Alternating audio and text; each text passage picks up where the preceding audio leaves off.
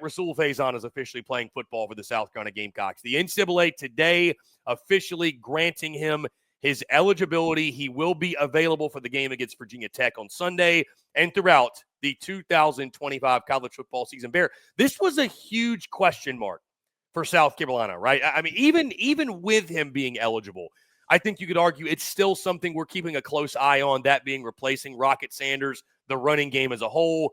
But no doubt, Bear, Shane Beamer and the Gamecocks got a massive boost today with this news. No, in my opinion, it's probably the best news that you can get if you are a South Carolina fan, because of what is the one element that was missing for this squad offensively that was an unknown: the running back room. And that's not to say that Howell and that Oscar Attaway couldn't have been susceptible options and definitely positional players that you put a lot of faith in. But you brought in Faison. He was a top 5 running back in the transfer portal. He was phenomenal last season at Utah State. He had over 1,100 rushing yards. He had over 8 touchdowns. He was a fixture of what the Aggies offense was. And you want to pair that alongside with LaNorris Sellers. And you were going through camp with him, working with the first team offense, but not knowing if he was going to be out there with the first team offense when you played in Atlanta. And you didn't know what direction your program was going in at one of the more essential spots for a Mike Shula offense to flourish. And now you don't have to worry about it. Now you don't have to wonder what could be or what is the expectation of who comes into the second spot or the third spot, or who are we utilizing that we maybe thought was going to play 90 snaps this entire season that now we're going to have to quadruple because we don't have our lead back. And best of all, you get him at that first game to set the tone for the rest of the season. That to me is the ultimate selling point. I know that LaNorris Sellers is going to be a great quarterback this year and is going to only expand on what he did last season. But you and I both said this multiple times on this program and everywhere else. The big thing that was a selling point for South Carolina going on a 9-3 run was the ability of having a healthy running back in Rocket Sanders, having that security blanket to take pressure off of your quarterback. And now you have that with number 1. If he's even remotely close to what he was doing last year, you're not asking him to be Rocket Sanders. You're asking him to be Rahsul Faison. And Rahsul Faison is going to be good enough to get you, I think, a couple of games down to the wire in the fourth quarter, where if you just have that gotta-get moment play, you're walking away with the dub. That, to me, is the ultimate win here. Like, I have South Carolina going 9-3. I have them going 9-3 with the intent of Rahsul Faison being a part of this roster. Now he is. Now I feel even more confident in every single one of my bets. Now I feel even more confident in every single one of my predictions. Now I feel even more confident that we are going to see LaNorris Sellers march his way to the Big Apple, be in the Heisman Trophy race. I feel very confident on that. The best thing about this is now you have an identity on the ground. That is a massive win for South Carolina, a team that needed to have its feature back in the backfield. So, Bear, when you made your predictions for South Carolina 9-3, you were factoring in, you felt confident Rahsul Faison would be. He was going to be out there week 1 season. Okay, fair enough. Fair enough. Because my next question to you was going to be simply, do you think that him being deemed eligible finally by the NCAA, does it raise South Carolina's ceiling at all for you, or was the ceiling already set for you, I'm assuming, as if he was going to be ready to go week 1? I think that maybe I can see 10-2 being more of the norm. I think that if you're talking about one game that maybe he wasn't going to be available in, but still it would have had to been a very early game. And I think that most of the early games, they were going to be favored in. You know, I have South Carolina starting off the year 5-0. I have them beat Missouri. I have them beat Virginia Tech. I have them beating Kentucky. I don't think that they're going to have a trap game or a trip up until they go down to LSU. So by the time they get to the LSU weekend, either Rahsul Faison was going to be playing or not. So it's like maybe a part of me thinks that the matchup against Alabama, that being at home, now having Faison in your backfield and hopefully at full speed at this point in the year, it ends up maybe leading to a win. But like overall, it's still 9-3. I still think that you're going to struggle against LSU on the road, even if it is going to be a good game. You may end up struggling against Oklahoma or Alabama at home. And that Clemson game is going to be a do or die situation that will go down to the wire. But I do think that him being in the backfield is very beneficial. And if anything, it just changed it by one game, but not by much. Yeah, I think, Bear, realistically, and I know Shane Beamer has commented a lot on this, talking about their running back room, saying he's felt really good about the guys back there. Oscar Attaway, Jawan Howell, I think, is still there. Some others maybe as well. But this guy's different. That's why you brought him in, right? You brought him to be your bell cow back. You brought him in specifically with the intent that he's going to replace a Rocket Sanders. And again, I think that was maybe bear the most underrated loss of South Carolina's offseason or going from last year to this year was the loss of Rocket Sanders. Like, he was – LaNorris Sellers obviously was Superman and got all the highlights as he should have. But Rocket Sanders, I thought at times, he was the straw that stirred the drink. He was really what made the offense go, especially in the red zone. I mean, I know it's a bowl game, and you don't take everything that happens in bowl games, 100% solid, right? I mean, you take it with a grain of salt, but you notice the difference when they didn't have him in that bowl game against Illinois. They got down in the red zone. They stalled out. So to have a guy like Faison, is he going to be as good as Rocket Sanders? I don't know. You have to wait and see, but certainly a huge boost to that running back room. Now you've got him to accompany LaNorris Sellers in the backfield. The conversation I think most of us has had, or a lot of us has had, especially if you have questions about South Carolina, is are there enough guys around LaNorris Sellers? Are there enough impact players around him to complement him, take some of the workload off of him, and make big plays? I think that's the only thing, especially offensively, that's been holding a lot of us back. This is obviously a really big boost in that regard. So I'll admit, Bear, I mean, again, coming in the season, my record prediction, I had South Carolina at 7-5. I maybe feel a little bit better about them getting to that 8-4. I said that 9-3 I thought was a possibility. I put it as the ceiling. But I definitely think Rahsul Faison's presence could. And when I made the prediction, I just wasn't sure. I mean, I don't trust the NCAA a whole lot, so I just wasn't sure what the outcome was going to be. I think you could tack on another win, potentially, depending on how good he's going to be, how good he is. And there's other factors to it. The offensive line has to step up and be a strength. But, yeah, I mean, certainly I think it makes me feel a little bit better. Certainly, I'll tell you this, Bear, because we talked about this game already. Go check out the preview that we did.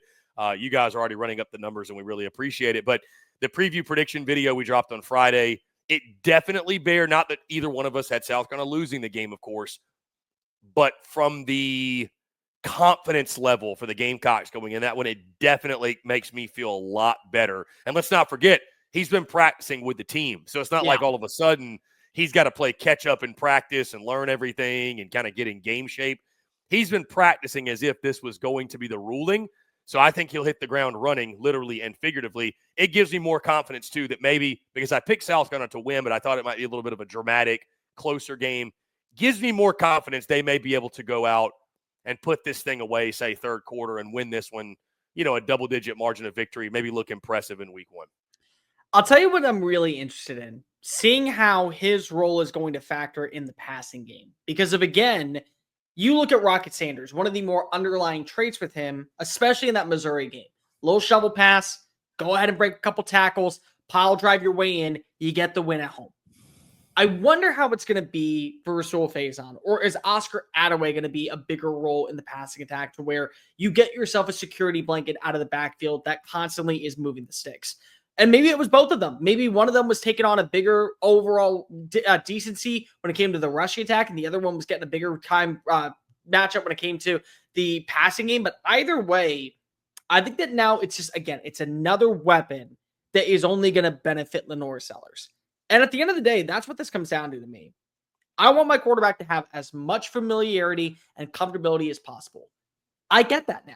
And also, I think it kind of opens up your offense to be a little bit more dynamic where you don't need everyone to be an X factor. Maybe one game you are turning to Mazeo Bennett. Hey, you're winning in the slot. Their nickel position is just playing out of whack. We're going to force feed you the football until they double cover you, and then we're going to get over to Nick Harbor. Maybe this is going to be one of those games where you go to Michael Smith, the tight end, or Jordan Dingle, the transfer that came on in from Kentucky, and you're just saying we're going to force feed the tight end position. Or maybe the passing attack is so pedestrian, you got to trust the ground game. And you say, you know what? Last week, Nick Harbor, you were the dude. This week, Rahsul Faison, you're the dude. It just makes me feel more confident in South Carolina as a balanced overall offense going into this year. And again, I look at the history of what Mike Shula offense was, and one of the selling points for me, one of the big key elements of why I thought this could work for LaNorris Sellers, he worked with Cam Newton. Cam Newton's offense had a great ground game, a good tight end security blanket, and a quarterback that was not afraid to tuck and run and also let it fly. You have all those pieces lined up now. So if you were confident in South Carolina going into the season, not knowing the status of Rahsul Faison, you can take a giant exhale. Because guess what? He's going to be showing up on Sunday afternoon. And I got a good feeling that I'm going to be probably making a little bit of a player prop just because of how many people are doubting Rahsul Faison to be that dude from week one. Bear, on that note, I'm going to check while we're on air, see if we do have a prop out yet. Our friends over at FanDuel, they act quickly. First thing, we'll get into some of your comments. I was highlighting them while you were talking. PJ Mentis, watch out with the Gamecocks this year. Sol is free. As you can imagine, those in Columbia are fired up. They should be. Over this news. Seen it all over social media, like you said, as they should be. Our guy Razor Bass already got this question answered in the comments, but yes, he has been able to practice. He has been able to do everything with the team. I think, what did that last? 24 hours? There was the NCAA tried to say he couldn't practice, and they got that flipped really quickly. So he's been doing everything. He's been with the football team, going through all the points, going through all of the activities the team is going on. While I was saying that, I was reading Chris saying, good point, Cole. 100% agree. Of course. Cole's full of good points. Walter Beck says, yes, he practiced for the last month. So, yeah, big news. Again, really, really big news. You knew that replacing Rocket Sanders was one of the big questions for this football team. And maybe, just maybe, Faison will be the answer. Certainly, again, with all due respect to everybody else in that running back room, he is different than all of them. He gives them something I think nobody else in that room does. Our guy Chris Carpenter in the comments says 8-4, worst case, 10-2, best case. Go Gamecocks. That's not the worst case. Listen. I will be the villain tonight. I will be the one to talk to my Carolina people, guys. Worst case is 6-6, because if you do have a quarterback in LaNorris Sellers, that I think is going to get you to bowl eligibility. Worst case is 6-6. Best case is 10-2. I fully agree with you on that, Chris Carpenter. Best case 10-2, but this defense, it's a lot of new. Offensively, it's a new play caller. You do have a new running back. You do have a lot of questions when it comes to what is this offensive line and this offensive identity. There's a lot of unknown, which is a fun feeling, especially for a program that has the buy-in, that certainly has the fan base hopping, and definitely, I think, has the intensity to be able to win every single game just based off of sheer grit and determination. But the worst case is 6-6. Like, I will be as big as a Garnet and Black lover and supporter that I am, even though I have no correlation to the program, which again, people in the comment section have always said, you show bias to South Carolina. Why? I have no allegiance to them. I just like them and their fan base likes me. So therefore I'm going to go support them when it's time to support them. The worst case scenario is 6-6. It is. Bear, I would agree. I would agree with you on that, but I don't think it's likely to happen either. I know you don't believe so as well. So again, guys, continue to flood the comments. We'd love to hear from you. Rahsul Faison is officially eligible for the Gamecocks. That, Bear, I know you'd agree, that was the big news of this Monday on week one, certainly on a busy day where news was dropping left and right as we all get ready for kickoff. He's one of the Doak Walker, Chris. I'm just going to let you know. He's one of the Doak Walker. He's going to be a first-team All-American. He's going to do everything, and I'm just going to have to relish Doak Walker the fact. Award winner got his eligibility Monday of week one. You love just going to have to relish in the fact that, again, I knew this was going to be a great signing, and ultimately, now it's going to be official. He's winning every single award in South Carolina on their way to winning a national title. Just that's what happens on a Monday morning right before week one. We all get that. Go ahead and just hit the Heisman. Go ahead.